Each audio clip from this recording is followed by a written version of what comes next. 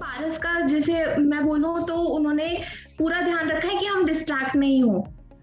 Even though हम virtual mode पे कर रहे हैं, वर्चुअल प्लेटफॉर्म पे कर रहे हैं, बट उन्होंने पूरा कनेक्शन रखा कि आप कहीं भटक नहीं जाओ। कि आप टेस्ट सीरीज नहीं दे रहे तो आपके घर पे कॉल आ जाएगा कि मतलब you are not giving test series, so what's the reason, और we need clarification regarding that. Hello everyone, I anchor Vishal welcome you all in the another episode of Paras Institute. आज हमारे साथ हैं सावी मंगला जो हमारे साथ सिक्किम से ज्वाइन कर रही हैं। सावी, बहुत बहुत स्वागत है आपका पारस इंस्टीट्यूट के इस ऑनलाइन सेशन में। Thank you sir, very good afternoon sir. Very good afternoon. तो सावी, सबसे पहला सवाल, कैसा रहा आपका सीए फाउंडेशन का रिजल्ट? मेरे सीए फाउंडेशन में 255 आए 400 में से। सो आई थिंक जिस हिसाब से मैंने प्रिपरेशन की थी और जिस टाइम लिमिट में मैंने प्रिपरेशन की थी उस हिसाब से I got very good result. मतलब क्योंकि मैंने I have join Nirma university Ahmedabad, so I am doing BBA from Nirma University Ahmedabad. So हुआ क्या था, जैसे हमारे BBA के एग्जाम्स और CA फाउंडेशन बिल्कुल क्लैश कर रहे थे। तो सुबह मैं BBA के एग्जाम्स देती थी एंड देन 2 o'clock से फिर फाउंडेशन के एग्जाम भी होते थे। So it was like quite hectic schedule, but क्योंकि प्रिपरेशन अच्छे से हुई थी so I was able to get this much marks. Okay, great. तो पारस इंस्टीट्यूट के बारे में आपको किससे पता लगा? कैसे आप पारस इंस्टीट्यूट के कांटेक्ट में आए? पारस के बारे में मेरे मम्मी पापा ने ही पहले मतलब अप्रोच किया था। सो उनको शायद कहीं से उनके फ्रेंड से पता चला था। सो उस टाइम क्योंकि इन 2020 बहुत कंफ्यूजन था, मतलब ऑनेस्टली स्पीकिंग। तो फर्स्ट जैसे बोर्ड्स का रिजल्ट आने से पहले, बिकॉज बीएसटी का पेपर तो कैंसिल ही हो गया था, सो उससे पहले कंफ्यूजन था कि वो कैंसिल होगा या नहीं होगा। सो बट पापा ने लाइक पहले से डिसाइड किया हुआ था कि हमें जैसे आईपी मैट का एग्जाम होता है बीबीए के एंट्रेंस के लिए, सो हमें वो क्लियर करना है पहले। सो हमने फर्स्ट टिल सितंबर we were working on that only. So उसके थ्रू मेरा निर्मा यूनिवर्सिटी में एडमिशन हो गया। बट देन था कि अब सीए भी तो देना ही है, सो उसके लिए वी वर वेरी कंफ्यूज क्योंकि 3 महीने बचे थे बस पेपर के लिए। सो अब कौन सा कोचिंग इंस्टीट्यूट ज्वाइन करें? सो तब पारस का रेफरेंस मिला। सो पहले थोड़ा सा अजीब, मतलब पहले थोड़ी कंफ्यूजन हो रही थी कि नहीं ले या क्या ले, but then it was the best decision of joining Paras Institute. Okay, so online studies का आपका एक्सपीरियंस कैसा रहा? उस बारे में थोड़ा सा विस्तार से जानना चाहूंगा। ये एक आई फील कि ये बहुत नया प्लेटफॉर्म रहा कि बिकॉज जनरली हम हमेशा से ही ऑफलाइन में ज़्यादा कंफर्टेबल रहे हैं, बट देन दिस टाइम क्योंकि कोविड की वजह से सब ऑनलाइन ही होना था, so we had to make ourselves very adjusted with online mode. So मतलब आई थिंक कि ये जो पारस ने जैसे जो उनका सिस्टम है कि एक टेलीग्राम ग्रुप बना रहता है, उसमें हमें पूरा स्टडी मटेरियल वगैरह सब प्रोवाइड किया जाता है, टेस्ट लिए जाते हैं, और जो ऑनलाइन क्लासेस होती हैं मतलब वीडियो रिकॉर्डिंग्स होती हैं, सो वो हमें क्लासरूम एटमॉस्फेयर ही देती हैं। ऐसा नहीं लगता कि आप घर पे बैठ के अकेले पढ़ रहे हो, क्योंकि जो क्लासेस होती हैं वो बहुत इंटरैक्टिव होती हैं, वो क्लास रिकॉर्डिंग्स ही होती हैं। सो मतलब पढ़ते पढ़ते भी आप हेक्टिक नहीं लगता आपको कभी भी। सो इसलिए it's a very good platform for studying here. How was your experience with the faculty? Teaching staff के साथ आपका एक्सपीरियंस कैसा रहा? It was really good. जो उनका सपोर्ट रहा है through out the foundation course, वो इट वाज कमेंडेबल, एंड कभी भी ऐसा नहीं लगा कि वर्चुअल मोड है सो ऑफलाइन की कमी नहीं महसूस होती। मतलब जैसे कि ऑफलाइन में जो पर्सनल टच होता है वैसा ही पर्सनल टच ऑनलाइन में भी मेंटेन किया टीचर्स ने। ओके, सो फैकल्टीज के बारे में थोड़ी सी बातचीत करते हैं। अकाउंट्स आपको किसने पढ़ाई और कैसा आपका एक्सपीरियंस रहा? अकाउंट्स हमें सुरेंद्र सर ने पढ़ाया था। सो इट वाज लाइक हमें मतलब मुझे ऐसा लगता था कि मेरा बेसिक्स बहुत क्लियर है लाइक अकाउंट्स का। बट देन जब मैंने मतलब जैसे सर की क्लासेस ली, सो आई रियलाइज कि नहीं, कुछ लूप होल्स थे जो मैंने छोड़ दिए थे, जो मैं कभी ध्यान ही नहीं देती थी। मतलब जैसे हम जनरली क्या होता है, एक लेजर होता है, उसको हम रट्टा मार लेते हैं कि ऐसा होगा, बट देन उसके पीछे का जो रीजन है कि वो ऐसा क्यों है, वो सर ने हमें रियलाइज कराया कि ऐसे कि एसेट्स डेबिट हुआ है तो ऐसे, तो वो बेसिक्स पूरा क्लियर करा उन्होंने, तो that help me a lot. Okay, and law and BCR? Law and BCR हमें गौरव सर ने पढ़ाई। सो गौरव सर का तो क्लास ऐसे होता है कि बहुत रिफ्रेशिंग क्लास होती है। मतलब वरना लॉ का पीरियड जनरली क्या होता है कि बोरिंग पीरियड होगा, कि हमें सेक्शंस याद करने होंगे, ऐसी परसेप्शन होती है। बट देन जो सर का मेथड रहा है पढ़ाने का, दैट्स अमेजिंग। वो कार्टून्स के थ्रू हमें एक्सप्लेन करते हैं, सो जो हमें ये आसानी रहती है जब हम याद करते हैं ना, और एक बोर्डम नहीं रहता। जैसे जो बुक्स में लिखा होता है उसको पढ़ना और उनके नोट्स को पढ़ने में से उनके नोट्स पढ़ के हमें सब कुछ क्लियर हो जाता है। सो इसलिए मुझे याद है जैसे हम शुरू से टेस्ट दे रहे थे ना लॉ के, सो उसकी वजह से एंड में आके I did not face any problem. I was able to revise it in one day itself. Wow. And what about economics?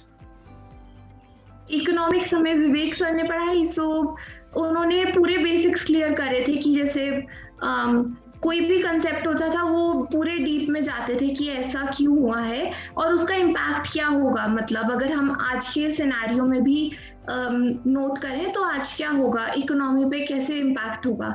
सो इसीलिए मतलब कभी भी मुश्किल नहीं होती है हमें इको पढ़ने में, क्योंकि वो हम समझ लेते हैं कि रियल लाइफ में भी ऐसे होता है। So it's really easy. और मैं यहाँ पे एक और चीज बोलना चाहूंगी, जैसे मेरे जो बीबीए के कोर्सेज हैं, that were also similar to what we were studying in CA, so CA foundation. So इसलिए मुझे यहाँ की जो क्लासेस होती थी उनसे इतना अच्छे से समझ आ जाता था कि मुझे वहाँ पे उसके लिए उतनी मेहनत ही नहीं करनी पड़ती थी, क्योंकि इको में सर इतने अच्छे से पढ़ा देते थे कि वो ग्राफ्स के थ्रू वो सब बेसिक क्लियर हो जाता। Maths, reasoning, statics Ritu ma'am ने पढ़ाया था हमें। सो उन्होंने बिल्कुल मतलब उन्होंने भी इतनी सारी ट्रिक्स सिखाई हमें कि आप कैसे कैलकुलेटर पे ट्रिक्स कर सकते हो, और ताकि आपको पेपर में टाइम कंज्यूमिंग नहीं रहे। और मतलब उनकी स्टैटिस्टिक्स के नोट्स मेरे पास अभी भी हैं, उन्होंने जो नोट्स लिखवाए हैं। सो वो बहुत ही मतलब इट्स लाइक पूरा बेसिक्स क्लियर उन्होंने किया है कि मतलब मेंटल एबिलिटी में जो लॉजिकल रीजनिंग्स होती थी, सो उन्होंने पूरे एक मजेदार तरीके से पूरा कोर्स मतलब क्लियर बेसिक्स क्लियर करें। ओके, सो सावी, टेस्ट सीरीज आपकी कैसी रही? पारस इंस्टीट्यूट ने जो आपको टेस्ट सीरीज प्रोवाइड करवाई, टेस्ट सीरीज के साथ आपका एक्सपीरियंस कैसा रहा?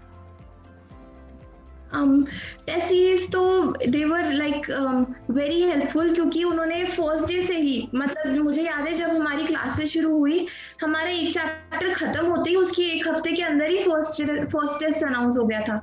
सो टेस्ट तो रेगुलर होते थे, एक हफ्ते का भी गैप मुश्किल से मिलता था। मतलब एक बार लॉ का हुआ तो दूसरे हफ्ते यू कैन एक्सपेक्ट कि 2 से 3 टेस्ट आएंगे ही। सो दो हमें एज अ स्टूडेंट हमें लगेगा कि वो हमें ओवर बर्डन कर रहे हैं, बट देन 3 महीने बाद, क्योंकि हमारा कोर्स 3 महीने का ही रहा ना, शॉर्ट पीरियड था, सो नवंबर के पेपर के टाइम पे लेकिन हमें कोई प्रॉब्लम नहीं आएगी अगर हम उसको रेगुलरली करेंगे। और 2 बार फाइनल टेस्ट भी होते हैं। सो इसलिए आई वुड सजेस्ट कि जो भी सीए फाउंडेशन कर रहा है उन्हें ये टेस्ट सीरीज तो पक्का सीरियसली देने चाहिए। सो ताकि आपको एंड में कोई प्रॉब्लम नहीं आए। बिल्कुल बिल्कुल। नॉन टीचिंग स्टाफ की भूमिका बहुत ज्यादा हो जाती है जब हम लोग ऑनलाइन प्लेटफॉर्म के माध्यम से स्टडीज करते हैं। नॉन टीचिंग स्टाफ के साथ आपका इंटरेक्शन कैसा था, उन्होंने किस तरीके से आपको हेल्प करी? नॉन टीचिंग स्टाफ का सपोर्ट नहीं होता तो I would not have been able to sustain CA foundation, because क्योंकि उनसे फर्स्ट कनेक्शन रहता है आपका कभी भी।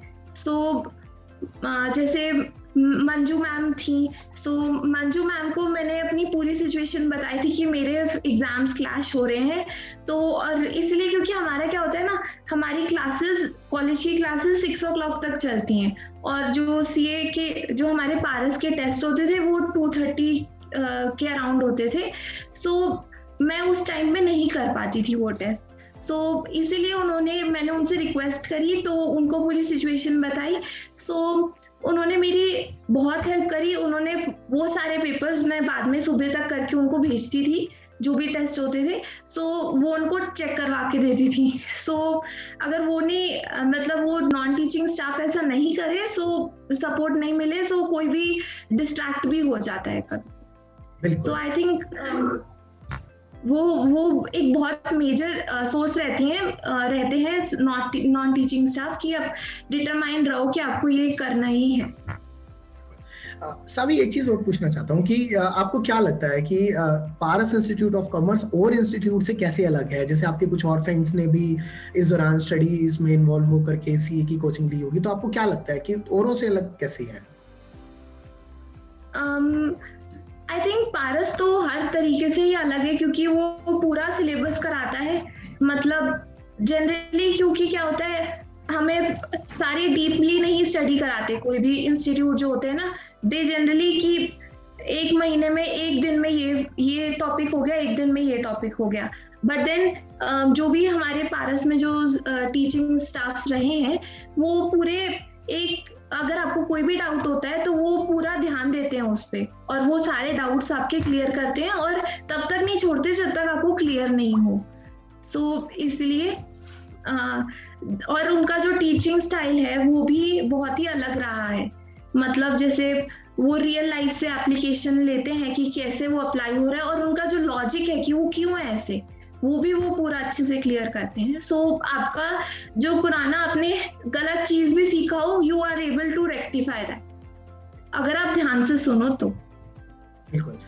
इंटरमीडिएट की तैयारी आप कहाँ से करते हैं? ऑफ कोर्स मेरा फाउंडेशन का रिजल्ट और एक्सपीरियंस इतना अच्छा रहा है कि मतलब I could not find any other institute better than Paras Institute. So I'm doing CA intermediate preparation from this only. और मैं रिक्वेस्ट करूंगी कि अगर फाइनल्स की भी प्रिपरेशन पारस करा सके तो वो भी अच्छा होगा, जब तक हम इंटरमीडिएट क्रॉस करें। डेफिनेटली। बाकी सावी, आपके साथ इंटरेक्शन करके बहुत मजा आ रहा है।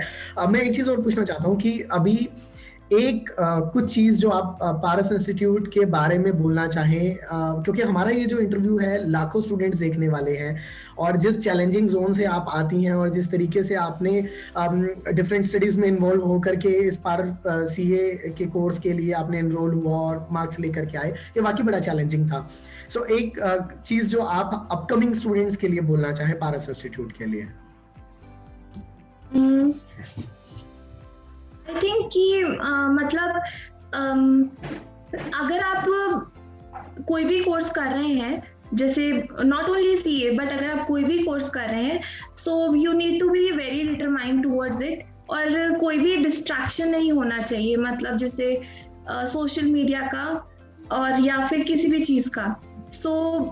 और पारस का जैसे मैं बोलूँ तो उन्होंने पूरा ध्यान रखा है कि हम डिस्ट्रैक्ट नहीं हो। इवन दो हम वर्चुअल मोड पे कर रहे हैं, वर्चुअल प्लेटफॉर्म पे कर रहे हैं, बट उन्होंने पूरा कनेक्शन रखा कि आप कहीं भटक नहीं जाओ, कि आप टेस्ट सीरीज नहीं दे रहे तो आपके घर पे कॉल आ जाएगा कि मतलब you are not giving test series, so what's the reason, और we need clarification regarding that. इसलिए आई थिंक कि हर स्टूडेंट को ऐसा ही इंस्टीट्यूट ज्वाइन करना चाहिए लाइक पारस, कि they are able to focus on the studies और उनको मोटिवेशन मिलती रहे। और जैसे पारस हमारे इंस्टीट्यूट में फ्रीक्वेंटली मोटिवेशनल क्लासेस भी ऑर्गेनाइज की जाती थी जो सुरेंद्र सर लेते थे, कि आपको कैसे टाइम मैनेज करना है और हाउ कैन यू आप अपनी पढ़ाई के साथ साथ अपनी हॉबीज को इंटैक्ट रख सकते हो, वो सब हमें सिखाया गया था। सो आई थिंक वो स्टूडेंट्स को रियलाइज करना जरूरी है कि पूरा लगातार 6 घंटे पढ़ने से भी कुछ नहीं होगा, बिकॉज 6 घंटे पढ़ने से योर एनर्जी गोज डाउन और फिर आप उतना एफिशिएंटली और इफेक्टिवली नहीं कर पढ़ पाते हो। सो इसलिए आपको पढ़ाई और हॉबीज के बीच में भी बैलेंस रखना चाहिए। Okay, so that was really very inspiring and motivating, Savi. Thank you so much for joining with us in this session, and definitely this interview will gonna motivate lakhs and thousands of students around the globe to join CA. Thank you so much for joining us. Thank you. Wish you lots of success and happiness. Thank you. Thank you, sir.